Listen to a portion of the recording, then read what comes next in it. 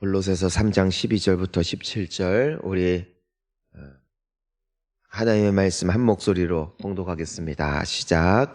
그러므로 너희는 하나님이 택하사 거룩하고 사랑받는 자처럼 긍휼과 자비와 겸손과 온유와 오래 참음을 옷 입고 누가 누구에게 불만이 있거든 서로 용납하여 피차 용서하되 주께서 너희를 용서하신 것 같이 너희도 그리하고 이 모든 것 위에 사랑을 더하라.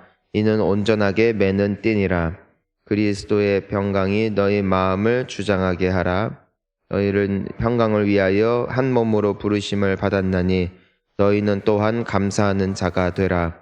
그리스도의 말씀이 너희 속에 풍성히 거하여 모든 지혜로 피차 가르치며 권면하고 시와 찬송과 신령한 노래를 부르며 감사하는 마음으로 하나님을 찬양하고 또 무엇을 하든지 말에나 일에나 다 주 예수의 이름으로 하고 그를 힘입어 하나님 아버지께 감사하라. 아멘. 할렐루야.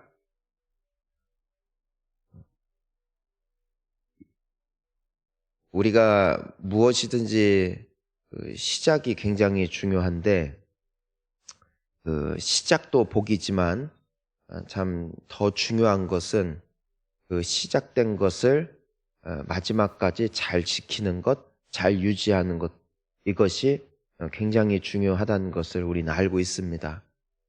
여러분, 결혼이 얼마나 감사한 사건입니까?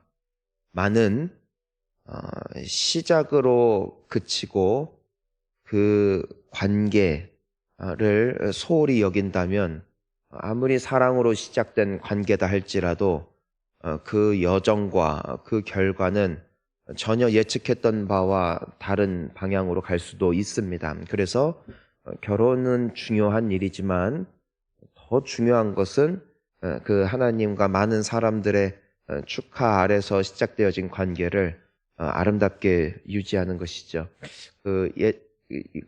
이제 우리가 병원에 가면 치료를 받습니다.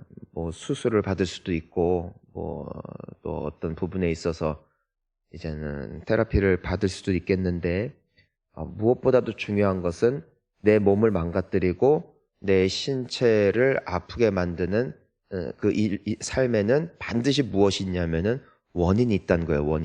원인이 있기 때문에 결과가 있는 것이죠. 그래서 요즘에 학생들도 보고 하면은 많은 현대인들이 거북목 때문에 고생을 하는 이유가 있잖아요. 왜냐하면 그 타고나기를 그렇게 태어나거나 소위 진화론자들이 말하는 것처럼 인류가 이상하게 진화를 한다, 이런 개념이 아닌 걸 우리는 알고 있습니다. 무엇 때문이냐면 많은 사람들이 이제 스마트폰에 익숙해지고 길들여지면서 이것을 보는 습관이 계속해서 들면서 고개가 자연스럽게 앞으로 빠지게 되어지고 거북목이 되고, 그래서 많은 사람들이 이제 신체적인 구조의 변화로 말미암아 고통을 받고 있잖아요.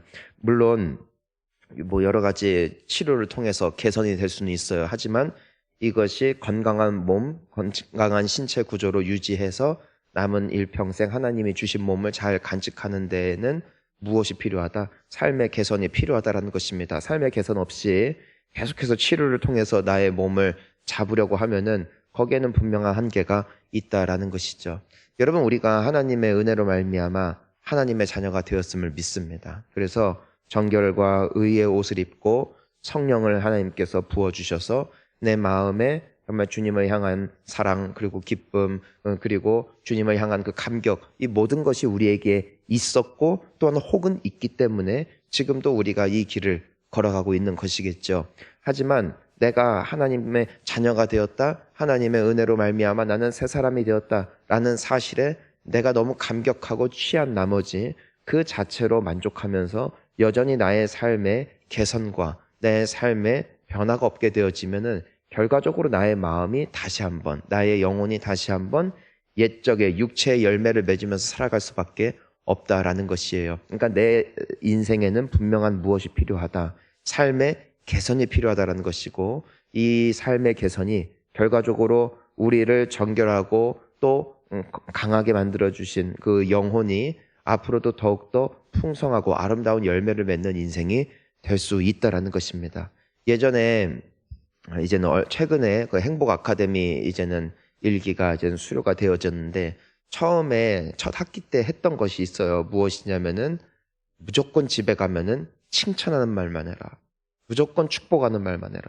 부정적인 말은 입에 담지도 마라. 이것이 여러분들의 일주일 동안의 숙제입니다. 그럼 사람들이 죽으려고 그래요. 죽으려고. 왜냐면은 이 습관 있잖아요. 습관이 가면은 어이, 뭐 육실을로 막 너 때문에 못 살겠다. 뭐 인생이 뭐 어쩌고저쩌고 하면서 막 항상 입에 배었던 이 습관 있잖아요. 그러니까 내가 예수를 믿고 교회에 다니면서 내가 직분도 없고 중직도 없고 뭐 여러 가지 섬김도 하지만 여전히 내 입술에 그 개선이 없으니까 무엇이 되는 거예요? 항상 그 입술의 열매를 먹는 거죠. 네. 관계가 깨어지고 또 내가 말한 대로 또 불행해지고 해석이 되어지고 그래서 막 아주 그냥 욱욱 올라오는 그 말을 내가 삼키고 무엇을 하는 훈련을 하고 훈련을 계속해서 축복하는 말, 감사하는 말. 그러니까 이 삶에 무엇이 일어났냐? 개선이 일어나는 거예요. 뭐 자녀들이 눈치를 채고 배우자도 그것을 알고 이 사람이 언제부턴가 그 말을 이제는 그렇게 안 하네. 이 사람이 그래도 잘 하려고 하네. 물론 본능이 있어요. 본능이 있기 때문에 하지만 내가 끊임없이 정말 우리 주님이 말씀하신 것처럼 내가 입술을 정말 통제하고 무조건 축복하고 감사하고 또 높이는 말 하다 보니까 이것이 나의 영혼에 영향을 끼칠 뿐 아니라 관계와 삶 가운데 많은 영향을 끼치게 되어지는 것을 이게 보게 되더라는 것입니다. 여러분 우리가 이 거룩한 결단이 우리의 삶에 끊임없이 회복되어야 될 줄 믿습니다. 그러니까 회개가 무엇이라고요? 내가 기준을 잡아놓고 끊임없이 0점을 맞추는 게 회개라고. 내가 계속해서 하나님의 말씀이 나에게 주시는 것. 자, 따라하겠습니다. 하나님의 말씀은 행복 매뉴얼입니다.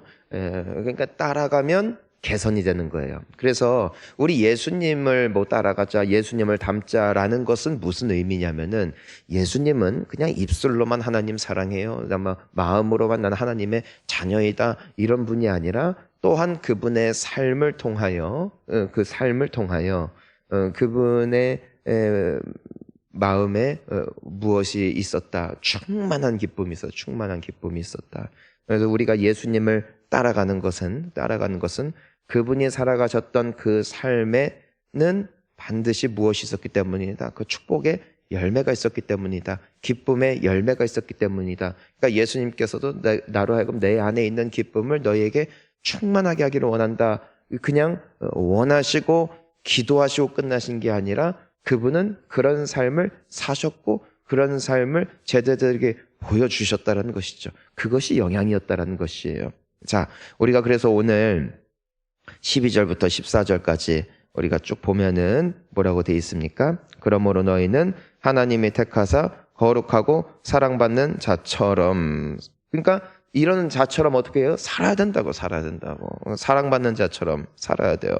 그럼 어떻게 살아야 되는 거예요?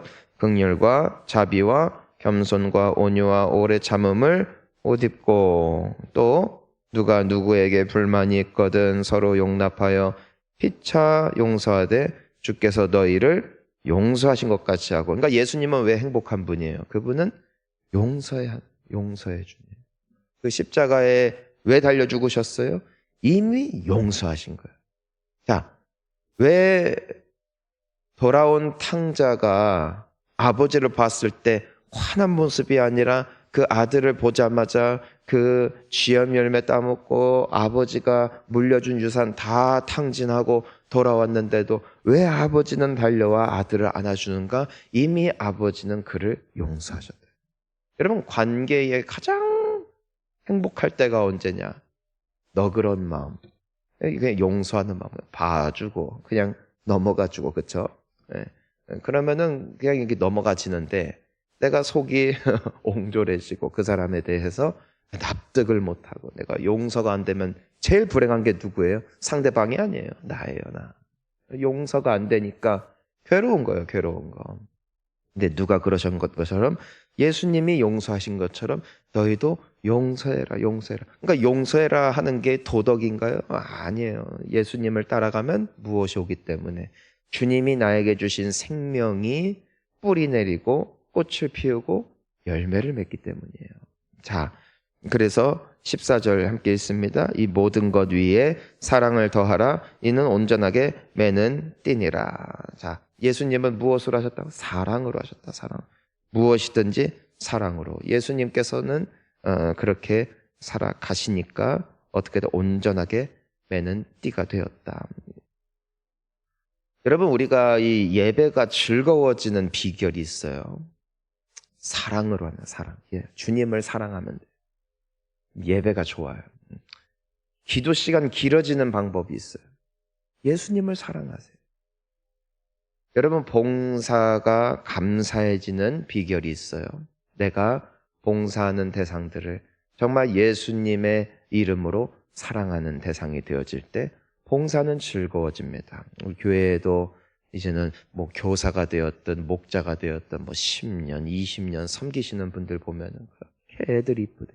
애들이 너무 이쁘대. 애들만 보면은 너무 많이 배운다는 거예요. 어른인데도 내가 교사인데도 이 아이들만 보면은 내가 정말 주님의 마음이 느껴지고 이 아이들을 보면 그렇게 행복하다. 이런 분들은 계속 하시더라고요. 계속. 그런데 하면서도 이게 모르겠으면은 이게 안 되는 거예요.